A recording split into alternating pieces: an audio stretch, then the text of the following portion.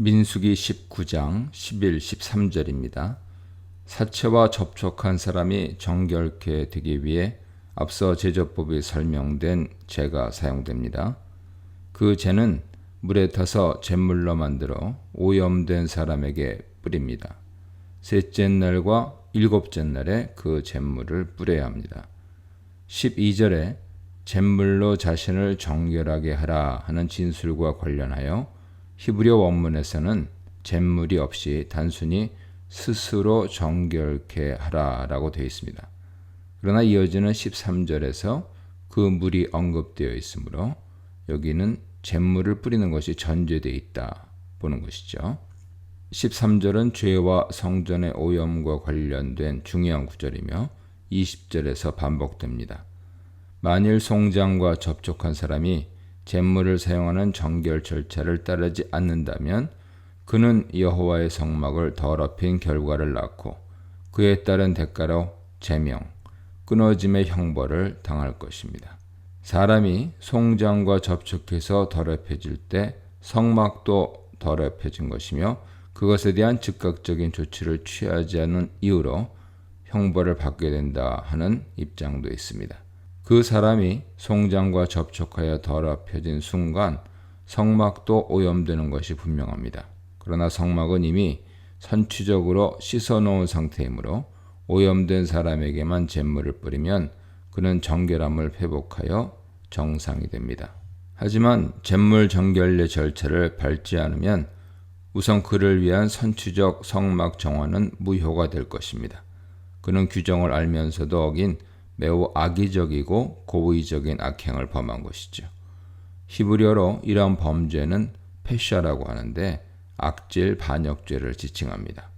요컨대 사체 부정을 입은 자가 정결하게 하는 물을 뿌리지 않는다면 그는 깨끗함을 입지 못한 채 부정한 상태로 지내야 하며 동시에 규정을 위반하여 심각하게 성막을 오염시켰기 때문에 제명의 벌을 받게 됩니다.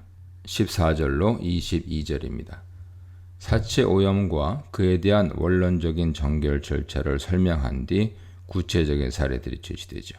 우선 집에서 사람이 죽어 장례가 발생했을 때 그 집에 있던 사람과 그 집에 들어가는 사람은 누구나 부정하게 됩니다.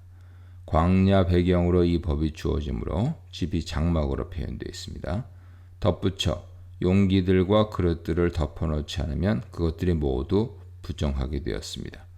이것은 송장으로 오염된 집안의 실내 공기가 뚜껑이 열려있는 그릇들을 더럽힌다는 개념이죠. 아마 이 용기들은 흡수력이 강한 진흙 제품이었을 것입니다. 이 질그릇들은 부정을 흡수하여 더럽게 되었을 때 깨뜨리지만 여기서는 정결수인 잿물을 뿌려 정결하게 하고 재사용합니다. 보통은 장례가 발생하면 많은 사람들이 문상을 오게 되죠. 그러므로 송장과 더불어 백성의 집단 오염이 발생하게 됩니다. 바로 이러한 집단 부정의 문제를 해결하기 위해 잿물 제도가 마련되어 있는 것입니다. 송장으로 인한 집단 부정결한 사태는 전쟁터에 나간 군사들도 피할 수 없으며 묘지를 이장하는 등 송장뼈와 무덤과 접촉하는 사례도 있습니다.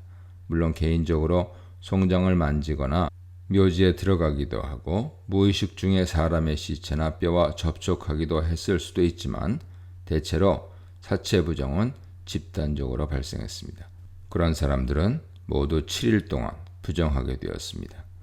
이 심각한 송장 오염을 씻는 수단은 붉은 암송아지를 태운 재를 그릇에 담아 흐르는 물에 부어 섞은 잿물입니다. 이 흐르는 물은 고인물이 아닌 살아있는 물, 즉 샘물 같은 신선한 생수를 의미하죠.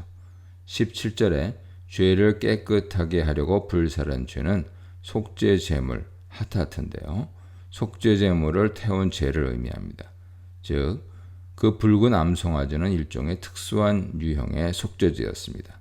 어떤 정결한 사람이 우슬초를 들고 그 잿물이 담긴 그릇에 담가 그 집, 곧 장막에 뿌리고 그 안에 모든 그릇들, 기구와 그 안에 있는 모든 사람들에게 뿌립니다. 아마도 이 잿물 뿌리기는 그 안에 있던 모든 사람들이 장례식을 위해 사체를 들고 진영 밖으로 나간 후일 것입니다. 통상적으로 구약과 유대 전통에서 사체의 강한 부정결의 전염력 때문에 매장은 당일에 이루어졌다고 알려져 있습니다. 그러나 애곡은 오랜 기간 계속될 수 있었습니다. 창세기 50장 10절, 민수기 20장 29절, 신명기 34장 8절 보세요. 매장 의례를 위해 가족을 비롯하여 많은 사람들이 진영 밖으로 나갔을 것입니다. 아마 그 후에 남은 사람들과 집, 그리고 그 집의 그릇들을 정결하게 하기 위해 그 잿물을 우슬초로 뿌렸다고 볼 수 있습니다.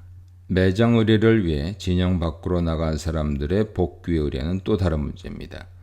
이 사람들은 이어지는 뼈나 죽임당한 자나 시체나 무덤을 만진 자로 별도로 분류되며 추가로 전쟁터에 나갔다 돌아온 병사들도 이 범주에 속합니다. 민수기 31장 19절 이어보세요.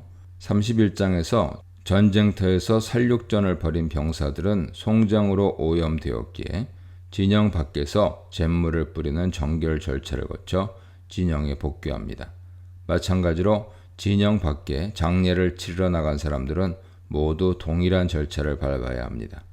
위치가 사망자가 발생한 집, 장막이 아닌 진영 밖이라는 차이가 있을 뿐 기간과 잿물을 통한 정결례는 같습니다. 어떤 정결한 자가 그들에게 셋째 날과 일곱째 날에 잿물을 뿌려야 합니다. 이어서 그들은 목욕을 하고 옷을 빤 뒤에 진영으로 들어왔으며 아마도 저녁까지 기다려야 했을 것입니다.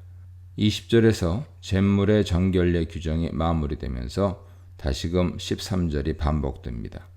이런 반복은 이 정결 절차 위반이 얼마나 중대한 범죄 행위인지를 강조하고 경고하기 위한 것으로 보입니다.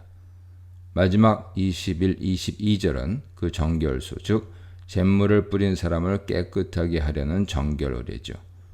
붉은 암송아지를 태운 엘르아살과 그 죄를 진영 밖 정결한 곳으로 운반한 사람이 진영에 복귀할 때와 마찬가지로 그는 자신의 옷을 빨고 목욕을 한 후 진영에 복귀하여 저녁까지 부정한 상태로 지냅니다. 만일 그 부정을 탄 사람이 다른 물건을 만지면 부정이 옮고 사람과 접촉하면 더러움이 전염되므로 늘 주의해야 합니다. 이 잿물은 부정을 씻는 물이며 8장 7절에서는 그것이 속죄의 물이라고 표현됩니다. 이 속죄의 물 정체에 대해 어떤 사람은 물두멍에서 취한 성수로 보지만 근거는 없죠. 이것이 부정을 씻어내는 물과는 별개로 임직식을 위해 준비된 정결수라는 주장도 있습니다. 하지만 이 주장 또한 받아들이기 어렵습니다. 속죄의 물은 사용법이 현재 잿물과 동일한 것으로 보이고 무엇보다 19장 9절에서 그것은 속죄제니라 라고 명확하게 확인해주고 있기 때문입니다. 9절에 그것은 속죄제니라 라는 이 짧은 문장을 두고 여러 학자들과 영어 성경은 복잡한 해석을 시도합니다. 왜냐하면 속죄제물은 제단에 바치는 여러 종류의 짐승들, 극빈층을 위한 소재의 속죄제를 포함해서요, 여러 종류의 짐승들로 구성되기 때문이죠. 그러나 이 제물은 특수한 유형의 속죄 제물로 보아야 합니다. 원칙적으로 자신으로 인해 더럽혀진 성막을 깨끗하게 하려면 송장과 접촉된 모든 사람은 어떤 희생 짐승을 잡아야 했을 것입니다.